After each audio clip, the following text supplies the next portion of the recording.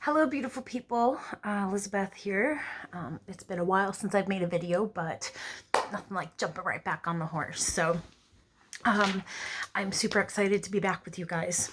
The reason I made this channel is because about 12 years ago, I started to go through a process of what I now look back on and see as an awakening and a series of awakenings within myself that put me into whole new versions of life, which is still happening, and then the creation of life is still happening. And hopefully in this process I get to share with you and connect with you all as you go through these processes. I was raised in a super conservative family, in a pretty religious family, and I grew up as a true believer. And I had authentic spiritual experiences within the context of the church and met so many beautiful people with beautiful intentions. And also I had some pretty brutal things happen, and I had some experiences that just shattered me over and over again. And at the point that my life was just so bad that I was just ready for everything to end, I remember just finally getting to a place where I could be real with myself and my experiences. And that is part of what's going on with this channel. To be honest, I started to put some of my stuff out there years ago, and what happened is that I got really self-conscious about sharing my heart and my very personal kinds of things that some people would find to be like kind of, crazy, weird, quirky. But I think now, after everything that's been going on in the world, and with COVID and lockdowns and political stuff, and you know, um, you know, all sorts of things going on in the world, war, I just feel like people are in a place where they're ready to be real with themselves and each other. And I think that the only way for us to come back from this is to connect, is through connection, and through just this real authentic connection. So growing up in a very square, normal, suburban family in Connecticut, just regular middle class family, when I started to go through the process of having these experiences within myself, and starting to really accept that I was having these experiences, I was starting from scratch. Um, I didn't grow up in a hippie family where I was fed all of these information and these tools for how to work with the awakening of my mind and psychic abilities that were coming and going, and learning the difference between my thoughts and other people's thoughts and collective thoughts, and how negative thoughts could affect us, and how positive thoughts could affect us, and how we affect each other with our moods and our thoughts. And anyways, all of that to say, today's video is about how I learned how to feel energy and work with my body and work with self-healing. So it starts with pain, right? I had pain, I had injuries, I had experiences.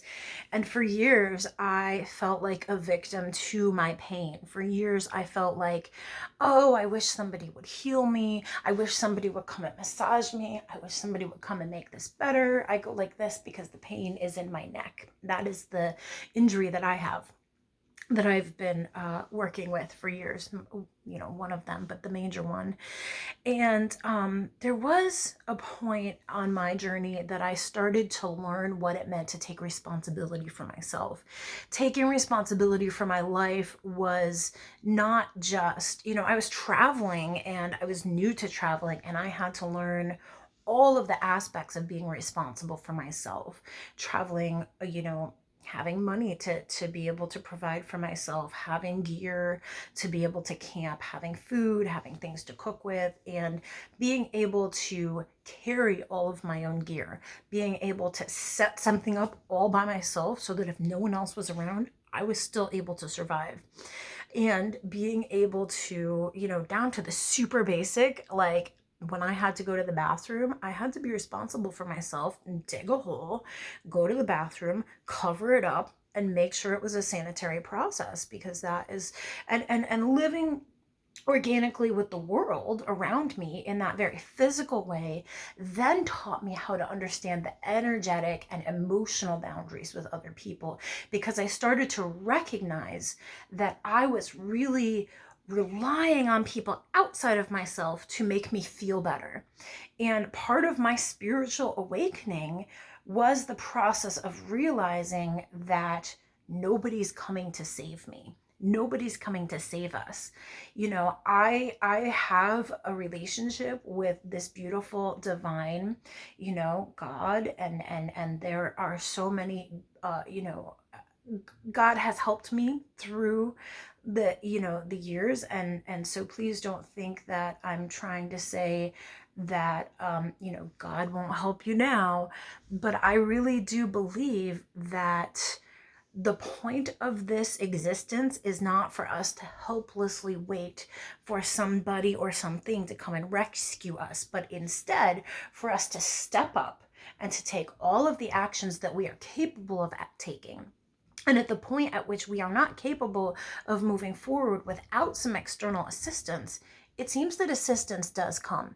And I think that's where God, you know, or the universe steps in to assist us, is when we've taken all of the action that we can take towards a specific positive outcome, and then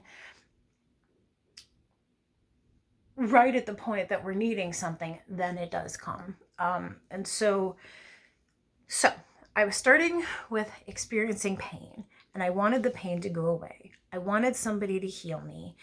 And I realized no one was going to come and just put their hands on me and just heal my neck and make me better, you know. Although the chiropractor came pretty close sometimes, I gotta say. So taking responsibility for myself brought me to a point of curiosity, to where I could use my curiosity to say, I wonder what I can do to help myself so that I'm not experiencing pain in my body and my neck.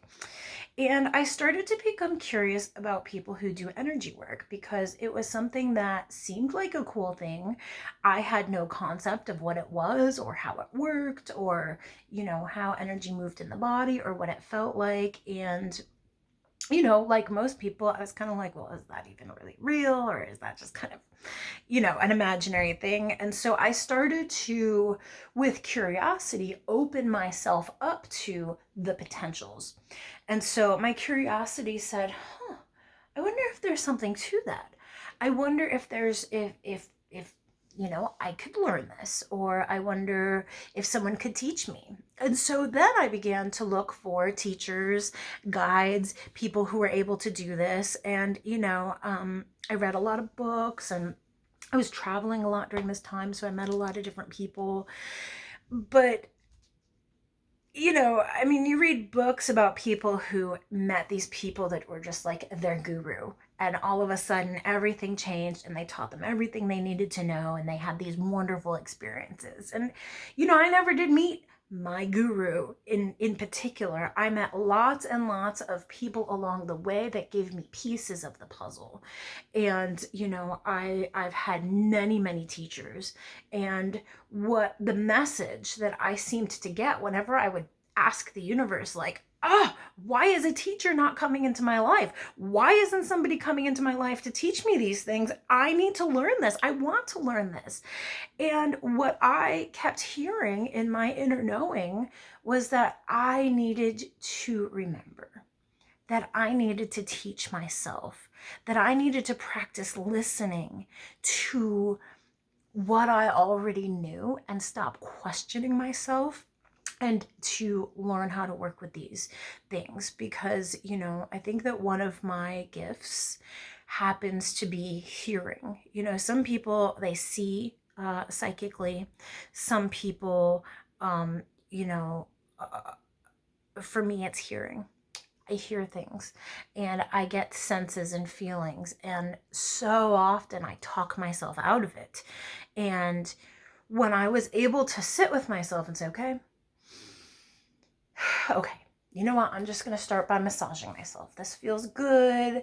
I can feel where my muscle is tight. I'm going to allow my fingers to follow these muscles and just learn how they're connecting in my neck. And I started to learn, the pathways of the muscles in my neck and how they would connect to different places in my my bones, my skull, and my spine. And I started to learn that if I pressed in certain places, it would like release and feel a little better. And there was this man at I was staying in Taos at the time, and at the Hanuman temple in the summertime, he would sit out and do massage and energy work on people. And he had worked on me one day. It was an interesting experience, and I remember asking him about it. And I said, "Can you like teach me how to see this? Can you teach me how to feel what you feel?" And he said, "I really can't. Like, you have to learn how to feel it." And I remember asking him, like, how do I feel this? Like, how do I even perceive that it's there? Because I don't feel it right now. And he said, I remember this phrase verbatim. I remember his face when he said it. And he laughed a lot too. Just really used the energy of laughter. He said, energy follows imagination. He said, the first step is imagining that you can feel the energy, and eventually you will be able to. And my mind was just like, this is crazy. Like, am I going crazy? Like, that's not logical. That doesn't make sense. So what? I'm going to make this thing up and then all of a sudden convince myself that it's real and then be able to feel it? But I started working with it. I started, closing my eyes when I would put my fingers on my neck. And I started being able, I decided to allow my eyes and my inner eyes, my mind, to be able to form a picture based on what my fingers could feel, right? I mean, that's sensory, that's logical, that's not super, like foofy, hippy dippy. And it got to the point where when I would feel pain, I started to imagine like contrast dye. If you've ever seen images of contrast dye, when a person drinks the contrast dye and then you can see different colors running through, I started to do that, where I would imagine different kind of a darker, denser energy where things were more in pain. And then I started to learn that if I followed with my fingers this energy, I could feel pathways. I could feel like a path, like literally a path, like a tunnel, a trail. I could start to feel it with my fingers where it would go. And if I pushed this energy through, or this feeling, it was really about putting my mind's attention on that place in my body. Because once I took my mind and I put my mind's focus on that place, this isn't energy work per se. This is just my mind taking a minute to focus out of all the other things and say to my body, all right, body, you got something going on here? Show it. Show it.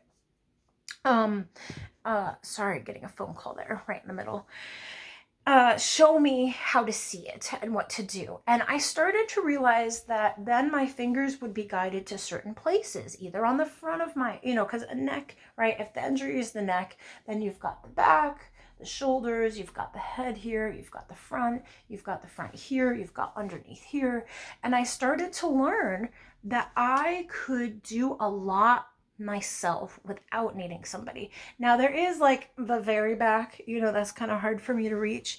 And so, but again, with this principle that if we take the steps that we can take ourselves, the universe will meet us. So the principle says, okay, if I can do self-massage on my neck and my shoulder and my, here, and then all I need to do is ask for help on the very back, someone's a lot more willing to say, oh yeah, sure, I can rub here for 5 minutes or whatever it is, And so the thing is, this is a process, right? I'm still learning, and it's been all of these years.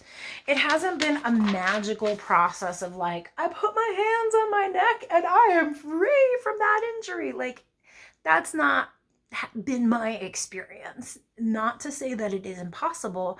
I'm just saying that my experience has not been that. But what I've learned is, as I open myself up to the possibilities of and being curious to learn, I am able to get more and more specific, to the point that now I am better at massaging myself than anybody else, right? Because I can feel, I started to learn when my eyes were closed and I was visualizing this space. Then all of a sudden I could feel, let's just say it's my arm, right? And I could feel the response of my fingers and the experience that was happening under the muscle on this side. And all of a sudden, sometimes I would get to a point where there would be like a ding, like a sharp, like, whew, that was intense. And I pull away. And I let's just imagine this is the place. And instead, I was like, okay, what if this is like a button? And I would just kind of follow that space and push through a minute, through the pain, and then boom, I would feel a release in the muscle. Now, I have a friend who's a massage therapist, and he goes through a very biological explanation for what's happening in the fascia. And it's very logical. And I actually found that to be really helpful because, it's like the way I perceive it is energy. And that's my experience. The way that other people perceive it is through their own training, right? So I'm just giving you the language that I developed for my own experience, and you guys are going to find what works for you. But maybe me sharing my experience will give you the confidence to explore. You're not going to hurt yourself by trying to help your body, and I started to realize that for so many people, we just want to be touched. And we want, we feel so lonely and so isolated because our physical bodies want to be touched. And I realized I could do some of that for myself, and I also started to realize how important physical touch is to me. For some people, it's very important. And, I think that it would be really wonderful if, there were more opportunities for humans to have consensual, non-sexual, physical touch that is, again, consensual and within the confines of what makes people feel good. But as an aside, I just think that's an all-around good thing. But as I got to the place where I'm massaging, and then I would, push these places and feel this release. What I mean when I say I feel that release is that after a while of practicing, I literally felt like electricity through my fingers at one point. And I was like, holy cow, did I just experience that? And as I would do it more and more and more and more, I continued to have that experience. And as I would talk to other energy workers, I would realize that that was also what they experienced. And, and then there would be a release, like very, so let's just say this is the spot, I'm following it through. I find sort of like a spot that's like a button spot, maybe I'd call it, and I push it.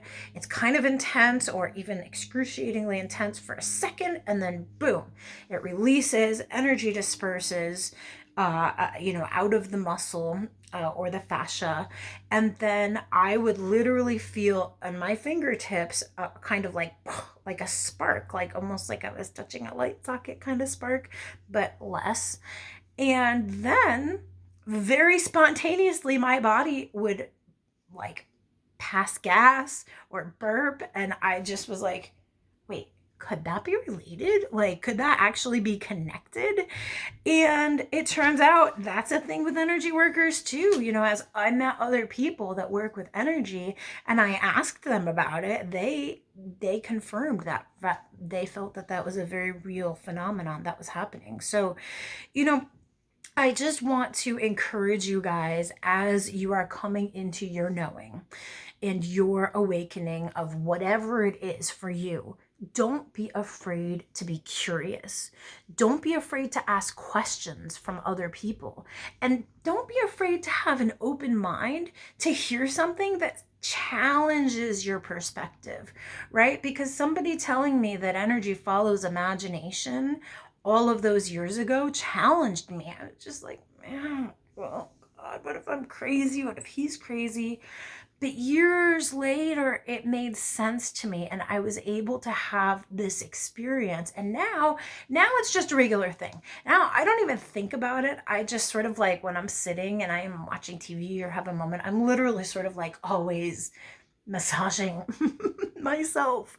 My fingers are always kind of moving on my body and working through it. And, or, my daughters, my daughter or my partner or whatever it is, they I don't necessarily feel comfortable offering that professionally to the world as an energy worker. I'm not really like trying to put myself out that way, but it is helpful for my personal experience, right? And it's been a way that I've learned to take responsibility for my experience. So that was a little bit of a tidbit about working with my body. I hope that you found it interesting. I'm curious what your experiences have been with working with the body. I'm curious what your experiences have been when you have wanted something from other people and you haven't been able to get it.